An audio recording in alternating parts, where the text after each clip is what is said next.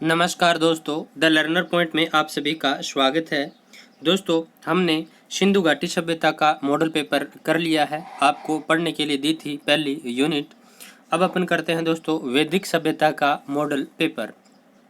सारे के सारे प्रश्न दोस्तों पीछे के एग्जाम में पूछे गए प्रश्न हैं। आप इनके जवाब देने की कोशिश करना और अंत में देखना दोस्तों आपके कितने गलत होते हैं, क्योंकि दोस्तों इनकी नंबरिंग नहीं है, तो आपको अंत में देखना है कि कितने गलत हुए हैं। तो देखिए, सिंधु घाटी सभ्यता के बाद दोस्तों वैदिक संस्कृति आती है और वैदिक संस्कृति का पहला प्रश्न आपके सामने स्क्रीन पर ये रहा। प्रश्न है, सबसे पुराना वेद कौन सा है? सबसे पुराना वेद कौन सा है? यजुर्वेद, ऋग्वेद, अथर्ववेद या सामवेद? तो देखिए दोस्तों, सबसे पुराना वेद है ऋग्वेद। जो दोस्तों वैदिक काल है उसको दो भागों में बांटा जा सकता है, ऋग्वेदिक काल और उत्तर वैदिक काल। बाकी जो तीन जो वेद है दोस्तों, यजुर्वेद, सामवेद, अथर्ववेद, ये तीनों दोस्तों उत्तर वैदिक काल में लिखे गए थे। ठीक है, अगला प्रश्न आपके सामने स्क्रीन पर ये रहा। देखिए, त्रयी नाम है तीन वेदों का, धर्म, संघ व युद्ध का, हिंदू धर्म के तीन देवताओं का या तीन मौसमों का। तो देखिए दोस्तों, इसका राइट आंसर हो जाएगा तीन वेदों को वेद त्रयी कहा जाता है। तीन वेदों में दोस्तों कौन कौन से वेद शामिल है? तो ऋग्वेद, यजुर्वेद, सामवेद, इनको क्या कहते हैं? वेद त्रयी कहते हैं। क्या कहते हैं? वेद त्रयी कहते हैं। आपसे ऐसे पूछ ले कि वेद त्रयी के अंदर शामिल कौन सा नहीं है, तो वेद त्रयी के अंदर दोस्तों अथर्ववेद शामिल नहीं है। कौन सा शामिल नहीं है? अथर्ववेद शामिल नहीं है। यानी वेद त्रयी में अर्थ का कोई काम नहीं है। आप ऐसे याद रखना, वेद त्रयी में अर्थ का कोई काम नहीं है। यानी त्रयी के अंदर, वेद त्रयी में ऋग्वेद, यजुर्वेद, सामवेद, तीन वेदों को वेद त्रयी कहा जाता है। हमने स्क्रीन पर ये रहा। देखिए, प्रश्न ये है कि किस वैदिक ग्रंथ में वर्ण शब्द का नामोल्लेख है? किस वैदिक ग्रंथ में वर्ण शब्द का नामोल्लेख है? तो बताइए। ऋग्वेद, अथर्ववेद, सामवेद या यजुर्वेद? तो किस वैदिक ग्रंथ में वर्ण शब्द का सर्वप्रथम नामोल्लेख है? तो इसका राइट आंसर क्या हो जाएगा? ऋग्वेद। देखिए दोस्तों, ऋग्वेद है उसके अंदर सबसे पहले जो वर्ण शब्द है उसका उल्लेख मिलता है। ठीक है, और दोस्तों यहाँ पर दोस्तों वर्ण का मतलब रंग से नहीं था, ना जाति से था, या कर्म से था। किससे था? ऋग्वेदिक काल में दोस्तों कर्म से था वर्ण का मतलब। ठीक है, और वर्ण है इसमें दोस्तों, यदि अपन बात करें जो ऋग्वेद है, इसके अंदर जो ऋग्वेद का 10वां मंडल है पुरुष सूक्त, उसमें सबसे पहले शूद्र शब्द का उल्लेख मिलता है। तो ये भी आप ध्यान रखना कि ऋग्वेद का जो 10वां मंडल है उसके अंदर जो पुरुष सूक्त है उसमें सबसे पहले शूद्र शब्द का उल्लेख मिलता है। तो इन दोनों चीजों को आप ध्यान में रखना। हमने स्क्रीन पर ये रहा, वर्ण व्यवस्था से संबंधित पुरुष सूक्त मूलतः पाया जाता है। तो देखिए, वर्ण व्यवस्था से संबंधित पुरुष सूक्त मूलतः पाया जाता है। तो देखिए, अभी आपको मैं बता कर गया हूं, अथर्ववेद, सामवेद, ऋग्वेद या मनुस्मृति। तो देखिए दोस्तों, वर्ण व्यवस्था से संबंधित पुरुष सूक्त है ये ऋग्वेद में पाया जाता है। कहाँ पाया जाता है? ऋग्वेद में। और पुरुष सूक्त में दोस्तों जो यानी ऋग्वेद का 10वां मंडल है पुरुष सूक्त, उसके अंदर दोस्तों सर्वप्रथम शूद्र शब्द का उल्लेख मिलता है। किसका? शूद्र शब्द का। हमने स्क्रीन पर यह रहा, क्लासिकीय संस्कृति में आर्य शब्द का अर्थ है। तो बताइए, ईश्वर में विश्वासी, एक वंशानुगत जाति, किसी विशेष धर्म में विश्वास रखने वाले या एक उत्तम व्यक्ति। तो दोस्तों, क्लासिकी शब्द में आर्य शब्द का अर्थ क्या होता है? एक श्रेष्ठ व्यक्ति। और आर्य का मतलब ही दोस्तों श्रेष्ठ होता है। क्या होता है? श्रेष्ठ, उत्तम। अगला प्रश्न आपके सामने स्क्रीन पर ये रहा, इनका दोस्तों मिलान करना है। क्या करना है? मिलान करना है। अथर्ववेद ईश्वर महिमा, ऋग्वेद बलिदान विधि, यजुर्वेद औषधियों से संबंधित, सामवेद संगीत से संबंधित। तो देखिए दोस्तों, अपन इजी से चलते हैं। सामवेद है दोस्तों, ये किससे संबंधित है? संगीत से संबंधित है, सब लोग जानते हैं। फिर देखिए दोस्तों, अगला देखिए, जो यजुर्वेद है, कौन सा? यजुर्वेद है, ये किससे संबंधित है? तो ये यज्ञ से संबंधित है। तो यज्ञ से संबंधित है, यानी बलिदान विधि से संबंधित है ये। फिर देखिए दोस्तों, जितनी भी प्रार्थनाएं हैं, ठीक है, ये सब किसके अंदर दी गई है? तो ये सब दी गई है ऋग्वेद में, यानी ईश्वर महिमा, प्रार्थनाएं, मंत्र, ये सारे के सारे किसके अंदर है? तो ये है ऋग्वेद के अंदर। अथर्ववेद में दोस्तों क्या है? औषधियों का ज्ञान है। क्या है? औषधियों का ज्ञान है अथर्ववेद में। तो ये आप मिलान आपने कर लिया होगा। देखिए, अथर्ववेद किससे संबंधित है? तो औषधियों से संबंधित है। ऋग्वेद किससे संबंधित है? तो दोस्तों ईश्वर महिमा से संबंधित है। यजुर्वेद बलि विधि से संबंधित है। सामवेद संगीत से संबंधित है। अगला प्रश्न आपके सामने स्क्रीन पर यह रहा, निम्नलिखित चारों वेदों में से किस एक में जादुई माया और वशीकरण का वर्णन है? ये दोस्तों आया हुआ है प्रश्न। ऋग्वेद, यजुर्वेद, अथर्ववेद या सामवेद? तो बताइए इसका राइट आंसर क्या होगा? निम्नलिखित चार वेदों में से किस एक में जादुई माया और वशीकरण का वर्णन है? तो इसका बताइए, ऋग्वेद, यजुर्वेद, अथर्ववेद या सामवेद?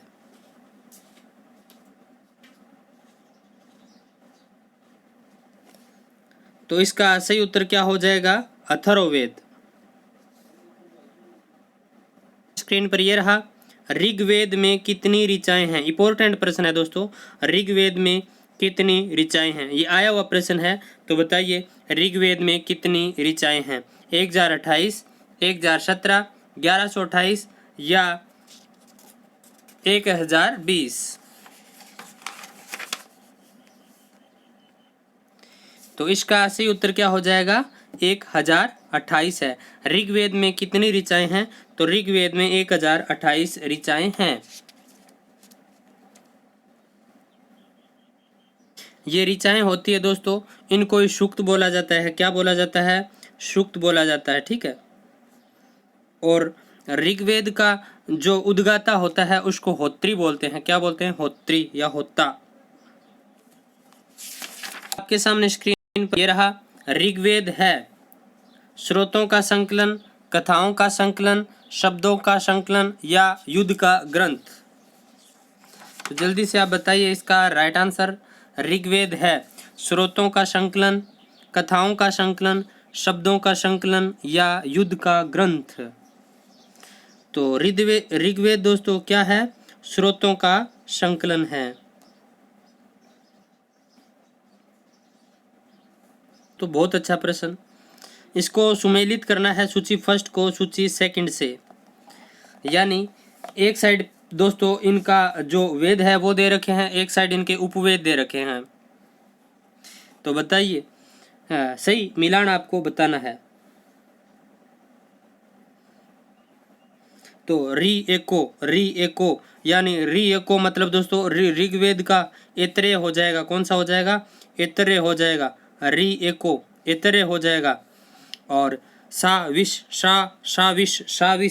तो दोस्तों साविश दोस्तों इसका क्या हो जाएगा? सामवेद का विष वाला हो जाएगा, यानी पंचविश हो जाएगा दोस्तों।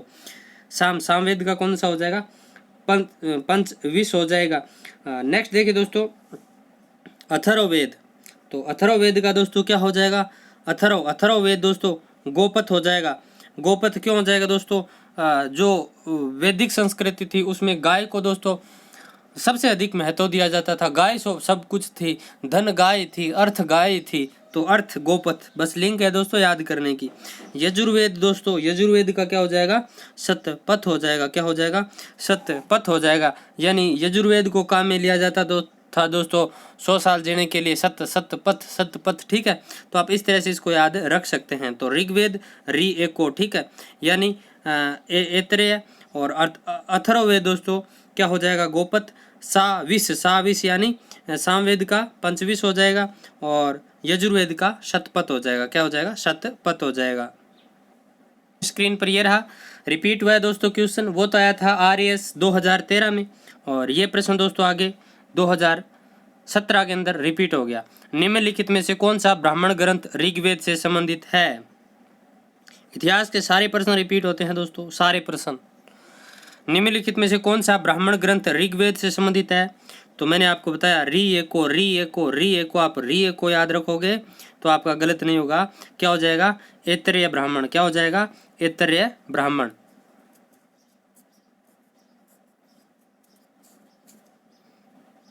री एको का मतलब दोस्तों यहाँ पर ए से हो गया ऐतरेय, को का मतलब कौशितिकी। क्या हो गया, कौशितिकी। ठीक है,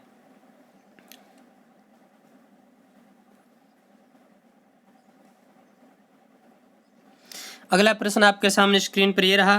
प्रश्न ये है, गोपथ ब्राह्मण संबंधित है। गोपथ ब्राह्मण संबंधित है यजुर्वेद से, ऋग्वेद से, अथर्ववेद से, सामवेद से। तो दोस्तों ट्रिक यदि आपके दिमाग में बैठ गई तो आपका गलत नहीं होगा। गाय सबसे अच्छा धन माना जाता था, धन यानी अथर्ववेद। तो अथर्ववेद का उपवेद कौन सा है दोस्तों, गोपथ है। कौन सा है, गोपथ है। प्रश्न आपके सामने दोस्तों स्क्रीन के ऊपर ये रहा, ऋग्वेद का कौन सा मंडल पूर्णतः सोम को समर्पित है। ऋग्वेद का कौन सा मंडल पूर्णतः सोम को समर्पित है। तो ऋग्वेद के अंदर दोस्तों कुल 10 मंडल हैं। कितने मंडल हैं, 10 मंडल हैं दोस्तों। और जो 9वां मंडल है, 9वां मंडल ये दोस्तों किसको समर्पित है, सोम को समर्पित है। किसको, सोम को समर्पित है। देखिए ऋग्वेद संहिता का 9वां मंडल पूर्णतः किसको समर्पित है, तो इसका मैं सीधा उत्तर बताऊंगा दोस्तों आपको। इसका उत्तर हो जाएगा सोम और इस पेय पर नामाकृत देवता। तो दोस्तों इसका राइट आंसर हो जाएगा डी। पर यह रहा, यज्ञ संबंधी विधि विधानों का पता चलता है ऋग्वेद से, सामवेद से, ब्राह्मण ग्रंथों से या यजुर्वेद से। तो देखिए दोस्तों बहुत आसान प्रश्न है ये। तो ऋग संबंधी यज्ञ संबंधी विधि विधानों का पता किससे चलता है, तो यजुर्वेद से चलता है। राइट आंसर क्या हो जाएगा, डी। एक बात और ध्यान रखना दोस्तों आप, जो यजुर्वेद है इसके 2 भाग हैं। कितने भाग, 2 भाग है। एक तो है शुक्ल यजुर्वेद और एक है कृष्ण यजुर्वेद। तो यजुर्वेद के 2 भाग हैं, कृष्ण यजुर्वेद और शुक्ल यजुर्वेद। अच्छा प्रश्न है दोस्तों, निम्नलिखित में से किसका संकलन ऋग्वेद पर आधारित है। निम्नलिखित में से किसका संकलन ऋग्वेद पर आधारित है। बहुत अच्छा प्रश्न है दोस्तों। यजुर्वेद, सामवेद, अथर्ववेद या उपरोक्त कोई नहीं। तो निम्नलिखित में से किसका संकलन ऋग्वेद पर आधारित है, तो सही उत्तर क्या हो जाएगा, सामवेद। दोस्तों जो सामवेद है उसके अंदर दोस्तों कुल 1810 छंद है। कितने, 1810 छंद है। इनमें दोस्तों 75 जो छंद है उनको छोड़ करके सारे जितने छंद है वो सारे के सारे किस से लिए गए हैं, ऋग्वेद से लिए गए हैं। इसलिए हम बोल सकते हैं कि सामवेद का संकलन ऋग्वेद पर आधारित है। यानी सामवेद है उसका कुछ अंश किस से लिया गया है, ऋग्वेद से लिया गया है। आप देखो दोस्तों इसको याद कैसे रखोगे, तो दोस्तों कोई भी चीज़ मिलती है ना तो उसको अपन बोलते हैं समाहित होना। क्या बोलते हैं, समाहित होना, शामिल होना। तो पहला सही है इसमें, तो सह वाला आपके याद रह जाएगा दोस्तों। ठीक है, यानी वैसे ही पूछेगा किसका संकलन ऋग्वेद पर आधारित है, तो ये 3 देगा ऑप्शन में। चौथा तो ऋग्वेद होना ही है, समझ गया, मतलब उपरोक्त में से कोई नहीं मिलेगा।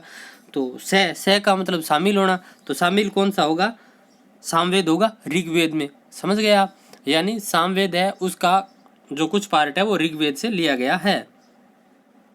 स्क्रीन पर ये रहा, भारत के किस स्थल की खुदाई से लोहे के प्रचलन के प्रमाण मिले, तो बताइए दोस्तों आप। भारत के किस स्थल की खुदाई से लोहे के प्रचलन के प्राचीनतम प्रमाण मिले। तक्षशिला, अंतरंजी खेड़ा, कौशाम्बी या हस्तिनापुर। बहुत अच्छा प्रश्न है दोस्तों, बहुत अच्छा। सिंधु घाटी सभ्यता के लोग हैं वो लोहे से परिचित नहीं थे, जबकि उत्तर वैदिक काल के अंदर दोस्तों लोहे का पता चल गया था। लोहे का पता चला था अंतरंजी खेड़ा। तो इसका राइट आंसर भी क्या हो जाएगा, अंतरंजी खेड़ा हो जाएगा। क्या हो जाएगा, अंतरंजी खेड़ा।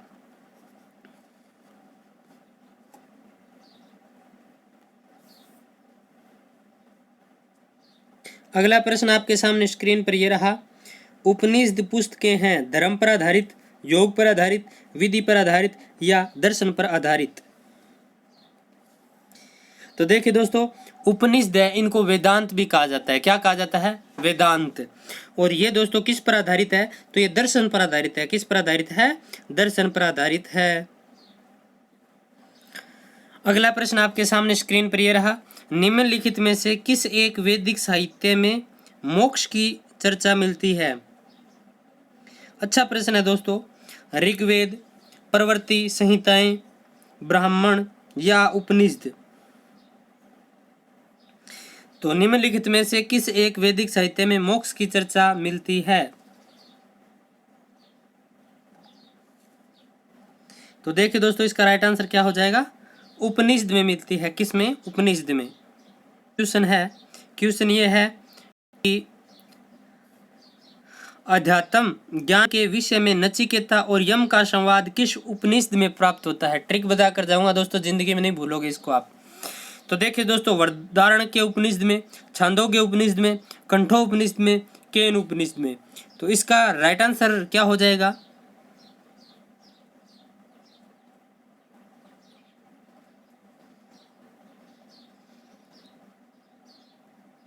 अध्यात्म ज्ञान के विषय में नचिकेता और यम का संवाद किस उपनिषद में प्राप्त होता है। तो दोस्तों, कोई भी चीज बोलनी होती है ना, वो कंठ से बोलते हैं। किस से बोलते हैं, कंठ से बोलते हैं। तो कंठो उपनिषद में। ये प्रश्न दोस्तों IAS pre 1997, UPPCCS 1999, UPUDA LDA pre 2002, Uttarakhand PCS 2005 में पूछा गया है। यानी कंठो उपनिषद में यम और नचिकेता का संवाद मिलता है दोस्तों। इसमें यम ने नचिकेता को उपदेश दिया था कि न इस आत्मा का कभी जन्म होता है और न ही इसकी कभी मृत्यु होती है, यह अजन्मा, नित्य और शाश्वत है। कंठोपनिषद कृष्ण यजुर्वेद का एक उपनिषद है। तो दोस्तों, ये भी आप ध्यान रखना, अगर वो कंठोपनिषद नाम ना दे करके वो यजुर्वेद नाम दे दे तो आपको यजुर्वेद करना है। अगर वो दोस्तों मतलब वेद का पूछ ले तो यजुर्वेद। और दोस्तों, यजुर्वेद के भी दो भाग है, कृष्ण यजुर्वेद और शुक्ल यजुर्वेद। तो कृष्ण यजुर्वेद का जो कंठोपनिषद है उसके अंदर दोस्तों ये चीज मिलती है। थोड़ा डीप बताया मैंने आपको, बाकी आप ध्यान में रखना। अगला प्रश्न आपके सामने स्क्रीन पर ये रहा, ये भी अच्छा प्रश्न है दोस्तों। नचिकेता आख्यान का उल्लेख मिलता है अथर्ववेद में, शतपथ ब्राह्मण में, कंठोपनिषद में या वरदारण्यक उपनिषद में। तो इसका राइट आंसर क्या हो जाएगा, कंठो उपनिषद में। नचिकेता आख्यान का उल्लेख कहाँ मिलता है, तो कंठो उपनिषद में मिलता है। स्क्रीन पर यह रहा, उपनिषद काल के राजा अशोपति शासक थे। यानी ये कहाँ के शासक थे दोस्तों, काशी के, पांचाल के, विदेह के। तो इसका राइट आंसर क्या हो जाएगा, उपनिषद काल के अंदर दोस्तों जो अशोपति है ये कहाँ के राजा थे, तो ये केकय के राजा थे। कहाँ के, केकय के। उपनिषदों में दोस्तों कई राजाओं को नामों का उल्लेख मिलता है। उनमें दोस्तों विदेह का राजा जनक था। विदेह का राजा कौन था, जनक था। और दोस्तों जो पांचाल है वहाँ का राजा दोस्तों प्रवहान जाबाली था। केकय का राजा दोस्तों अशोपति था। कहाँ का, केकय का। काशी का आजाद शत्रु था। काशी का आजाद शत्रु था, ध्यान रखना दोस्तों। और ये सारी चीजें मैंने आपको बता दी है, पांचाल का भी मैंने आपको बता दिया है। ये प्रश्न दोस्तों गजब का प्रश्न है, आप इसका उत्तर दीजिए। निम्नलिखित में से वैदिक साहित्य का सही क्रम। दोस्तों पूछा जा सकता है प्रश्न, कोई ये डीप प्रश्न नहीं है। हालांकि बीच में एक दो डीप आए थे, लेकिन ये प्रश्न डीप नहीं है। पूछा जा सकता है निम्नलिखित में से वैदिक साहित्य का सही क्रम कौन सा है।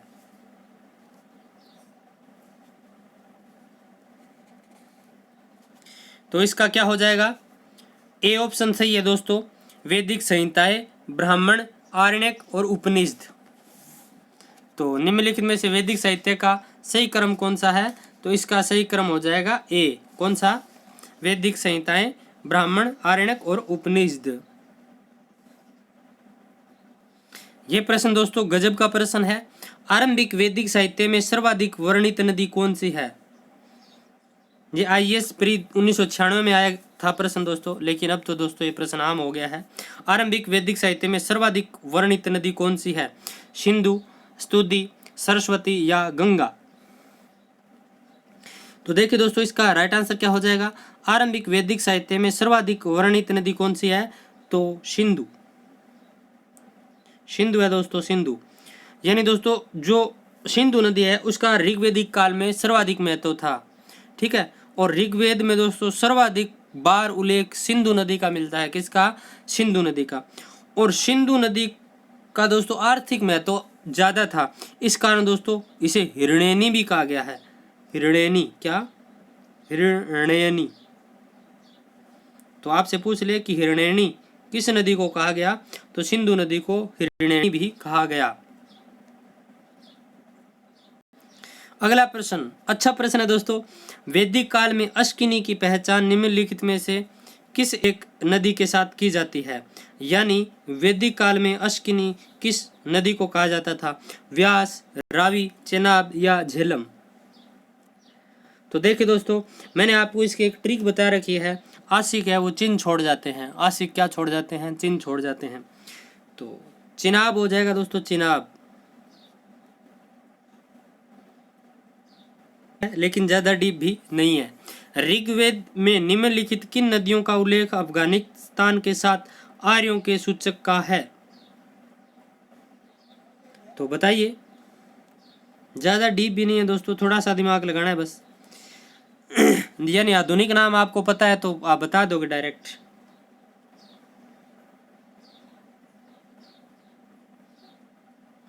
तो इसका हो जाएगा दोस्तों कुंभा और क्रुम।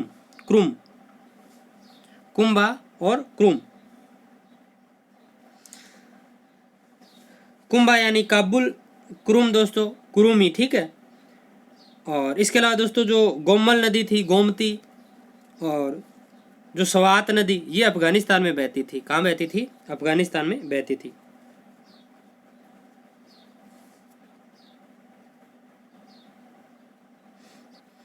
अगला प्रश्न ये रहा, वैदिक नदी कुंभा का स्थान कहाँ निर्धारित होना चाहिए? तो अफगानिस्तान हो जाएगा दोस्तों। अभी अपन ने देखा है क्या हो जाएगा, अफगानिस्तान। प्रश्न है दोस्तों, मिलान करना है। पीछे रीट में यहीं से प्रश्न पूछा गया था। तो वैदिक नदियाँ और आधुनिक नदियाँ, तो नाम बताना है दोस्तों आपको, वैदिक नदियाँ और आधुनिक नदियाँ। तो देखिए दोस्तों, कुंभा गंडक, परशुणी काबुल, सदानीरा रावी, शतुद्दी सतलज।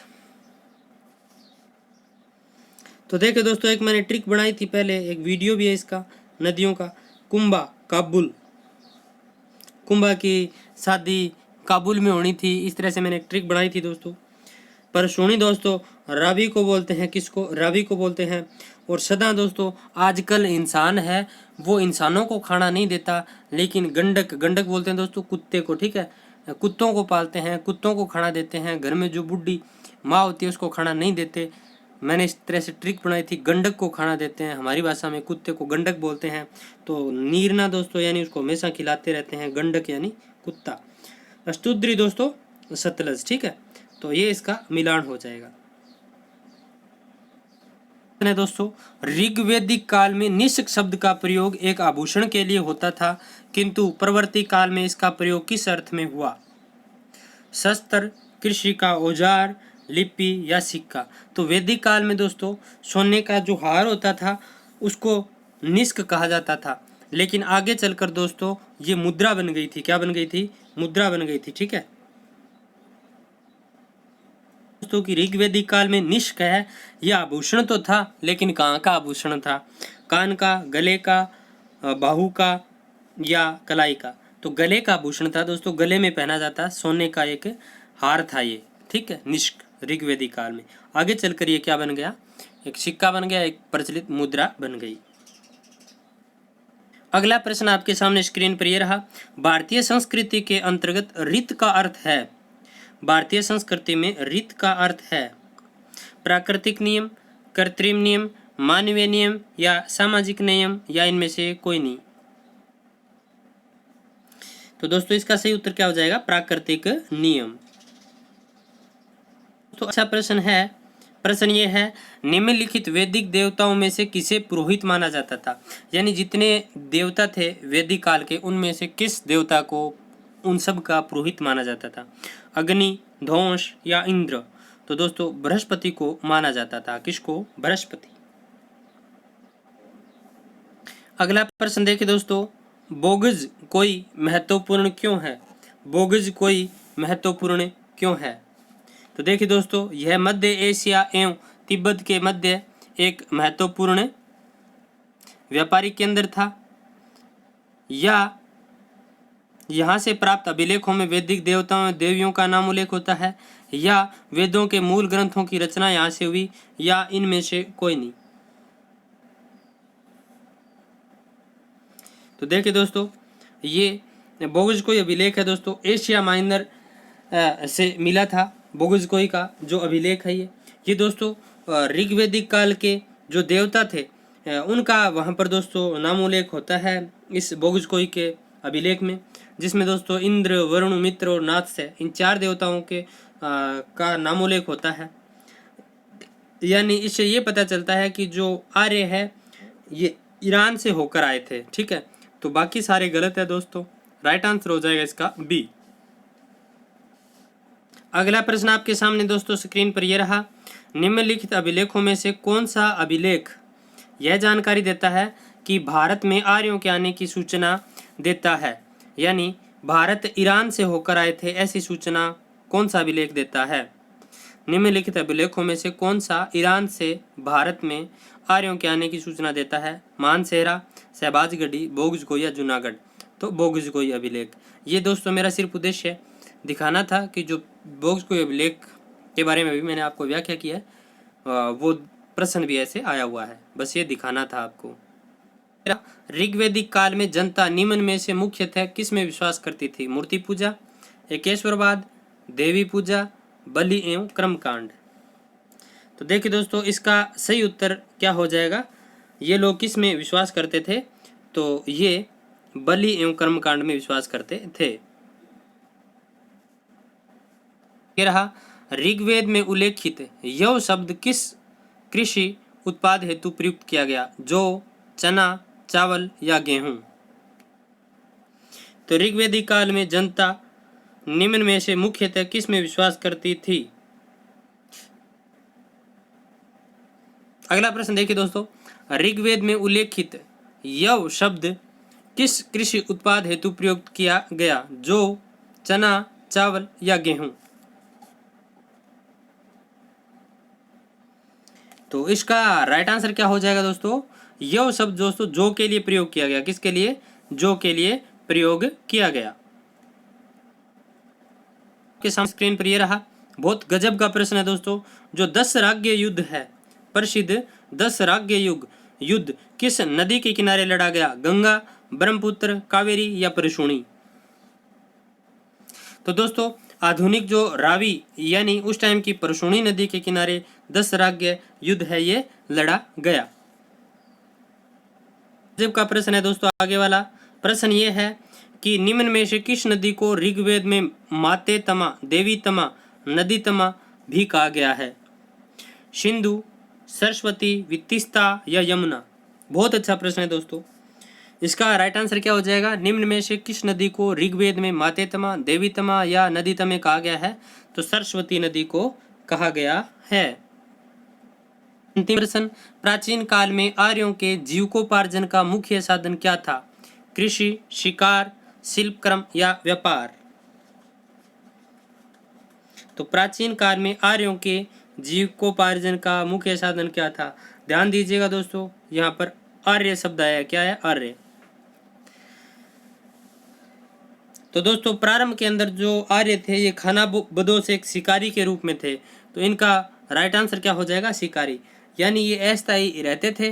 प्राचीन काल की बात हो रही है यहाँ पर, और ये अस्थायी जीवन जीते थे, और ये दोस्तों शिकारी थे। ठीक है, शुरू में।